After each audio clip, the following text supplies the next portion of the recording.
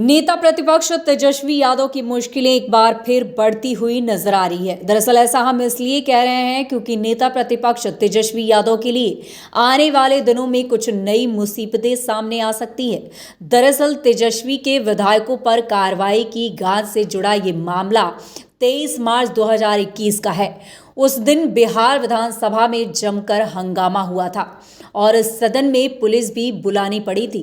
भारी हो हंगामे और मारपीट के दौरान विपक्ष के कई विधायकों पर गंभीर आरोप लगे थे। अब उसी मामले की बंद फाइल को फिर से खोले जाने की तैयारी है। अब अगर ये कार्रवाई हुई तो कई राजद सहित विपक्षी विधायकों की बिहार विधानसभा की सदस्यता पर भी खतरा मंडरा रहा है।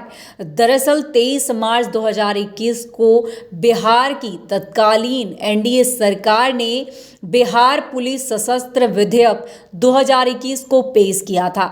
नीतीश सरकार के इस विधेयक का राजद सहित तमाम विपक्षी विधायक विरोध कर रहे थे। इसी को लेकर विपक्षी विधायक सदन के बाहर और अंदर जोरदार विरोध करने लगे, लेकिन इसी दौरान सदन के भीतर स्थिति इतनी बिगड़ गई कि सत्ता और विपक्ष के विधायक आपस में भिड़ गए। यहाँ तक कि विपक्षी सदनों पर आरोप लगाने लगे कि उन्होंने तत्कालीन विधानसभा अध्यक्ष विजय कुमार सिन्हा को उनके कक्ष में बंद कर दिया। बता दें कि सदन में हंगामा और मारपीट की स्थिति के बीच बिहार विधानसभा के इतिहास में पहली बार पुलिस बुलानी पड़ी थी। पुलिस द्वारा विधायकों को जबरन सदन से उठा कर बाहर किया गया। इस दौरान कई सदस्यों को चोट लगने की भी खबरें सामने आई। वहीं बड़ी मुश्किल से विजय कुमार सिन्हा को भी उनके बंद कक्ष से बाहर निकाला गया। सदन में हुए इस हंगामे और मारपीट के बाद विजय कुमार सिन्हा ने पूरे मामले की जांच के लिए आचार समिति को जांच का जिम्मा दिया। बताया गया कि जांच समिति ने अपनी जांच में कई वीडियो फुटेज के आधार पर करीब 1 दर्जन विधायकों को हंगामा और मारपीट के लिए चिन्हित किया। उन विधायकों को बुलाकर समिति ने उनका पक्ष भी सुना।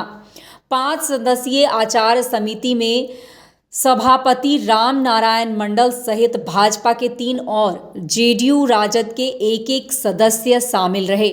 बताया गया कि समिति की प्रारंभिक रिपोर्ट करीब 1 साल में तैयार हुई।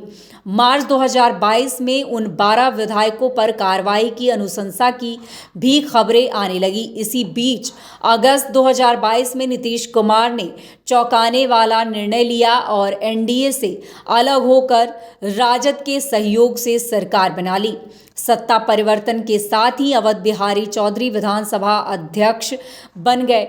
वहीं आचार समिति के अध्यक्ष भी राजद के भूदेव चौधरी बने। बाद में भूदेव ने मामले को समाप्त करने की अनुशंसा कर दी।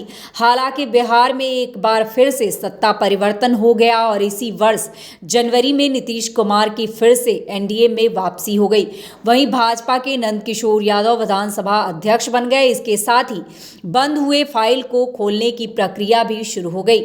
आचार समिति के सभापति के तौर पर फिर से राम नारायण मंडल को जिम्मेदारी देने की खबर है।